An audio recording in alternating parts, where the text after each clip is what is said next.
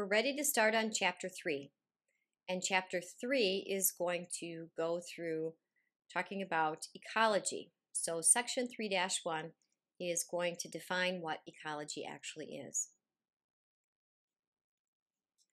The definition of ecology is the scientific study of interactions among organisms and between organisms and their environment or surroundings.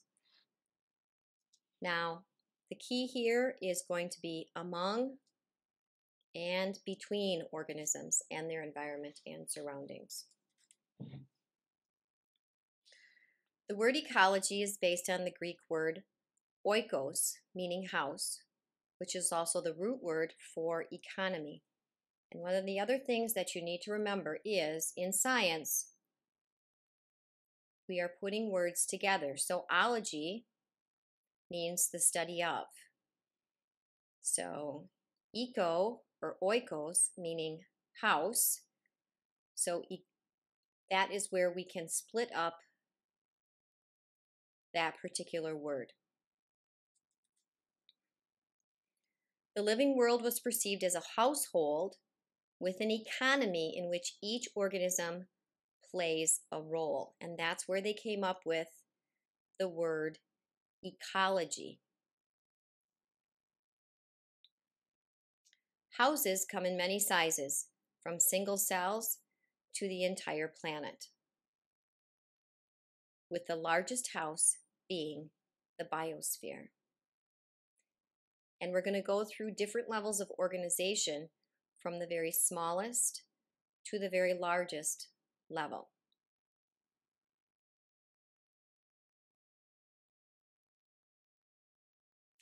The biosphere, which again is the largest house, contains the combined portions of the planet in which all life exists, including land, water, and atmosphere. So the biosphere includes both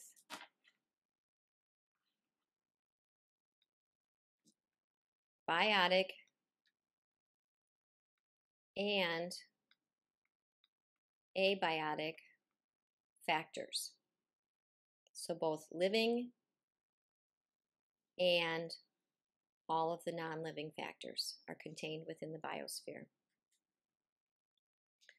It extends 8 kilometers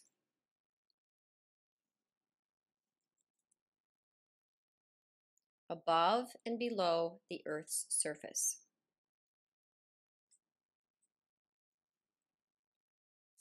Interactions within the biosphere produce a web of interdependence, and the word interdependence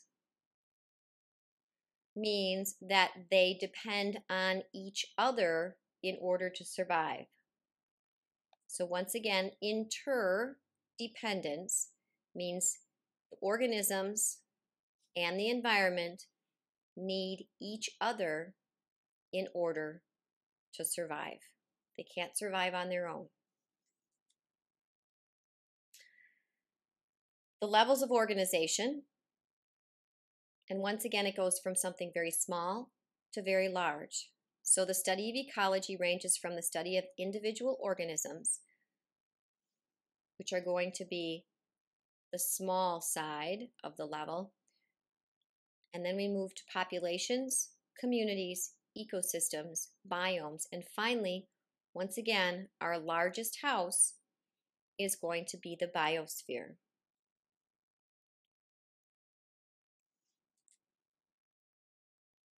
Here is an illustration that shows you these particular levels of organization, with the individual down on the bottom, moving all the way up to the top, with the largest house, once again, being the biosphere. And we'll go through each of these different levels and define each one of them for you.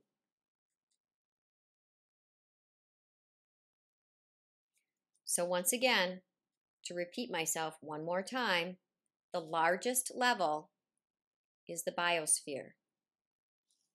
Once again, the largest level is the biosphere, and the levels get smaller as you move down this particular chart. I'll go into what an ecosystem and a community and a population are later.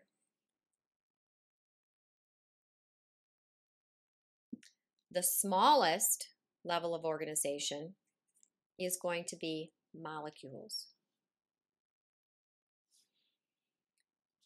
Cells are the smallest living level of organization.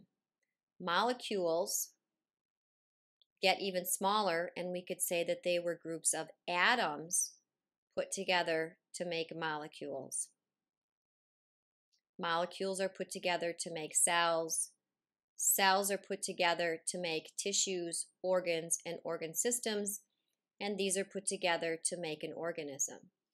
The smallest, once again, living level, though, are cells. Molecules, once again, are non-living. Smaller living systems are found within larger systems. And what does this mean?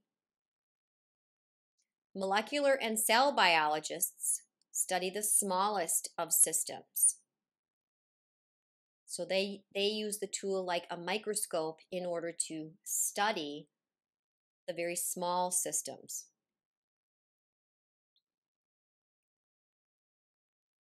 Population biologists and ecologists study the largest systems.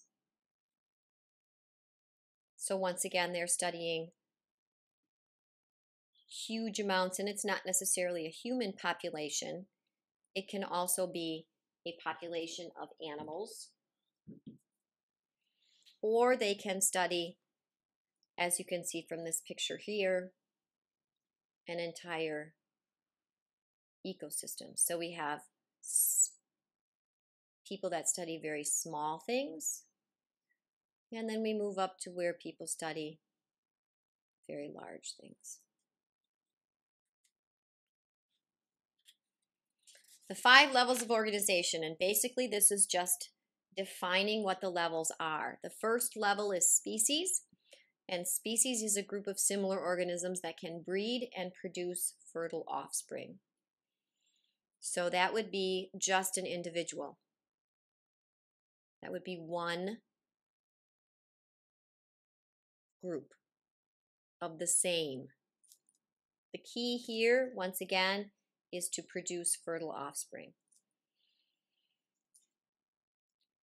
The next level is population.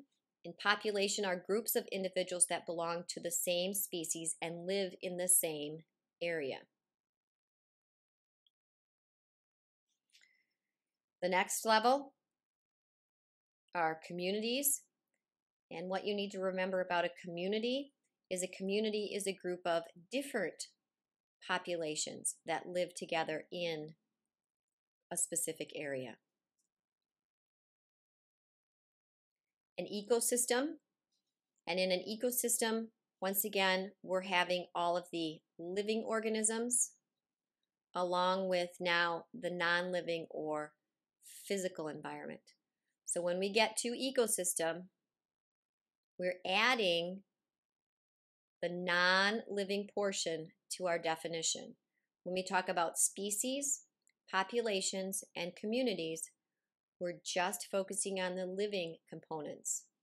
Once again, once we get to ecosystems, we include the non-living part. And the level 5 is the biome. A biome is a group of ecosystems that have the same climate and similar dominant communities. And we studied biomes in the chapter that you just finished. And we talked about climate, and we talked about what makes up distinct biomes.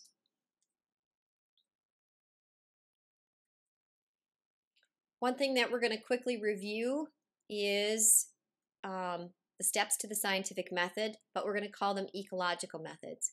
Ecologists, and remember they're studying a large picture, use a wide range of tools and techniques to study the entire living world.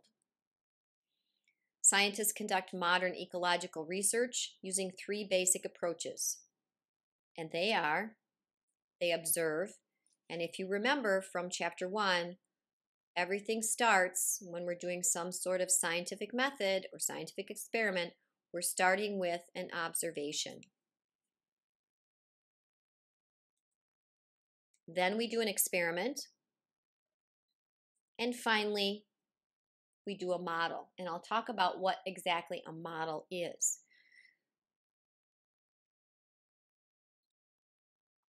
So observing, you should know by now what the definition of observation is. It's using your senses in order to collect some sort of data. So observing is the first step in asking any ecological question. Questions could be, what species live here? That would be an ecological question that we might ask about a specific area. Or another ecological question might be, how many individuals of each species are there? Once again, we have to remember that ecologists study the whole picture, not just each individual little piece. The second step is doing an experiment. And experiments are used to test a hypothesis. Same thing as the scientific method. They make a hypothesis based upon the observations that they've made. An ecologist might set up an artificial environment in a lab to imitate and manipulate conditions that organisms would encounter in the natural world. So that might be because sometimes it's very difficult to, the ecosystem is so large that it would be difficult for an ecologist to actually do their studying outside.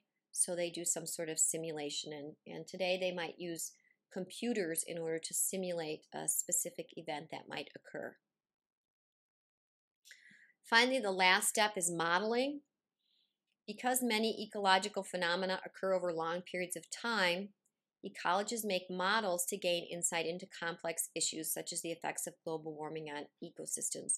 Modeling would be a way for scientists to actually predict what might happen. And you may have seen these happen when they make a model of a hurricane that might be coming into a specific area.